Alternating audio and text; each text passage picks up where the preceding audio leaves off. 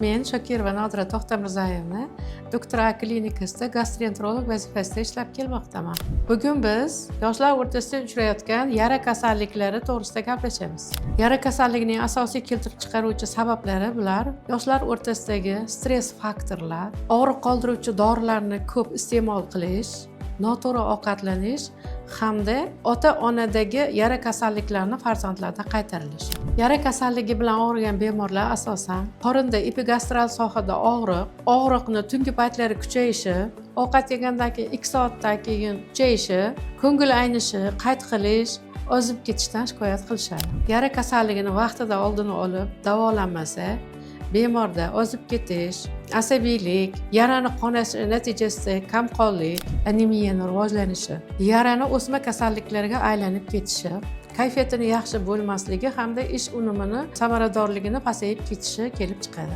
Oshqozon hamda 12 barmoqli ichak kasalliklarini vaqtida oldini olib davolanmasa, oshqozon raki hamda 12 barmoqli ichak rakini kelib chiqishiga sabab bo'ladi.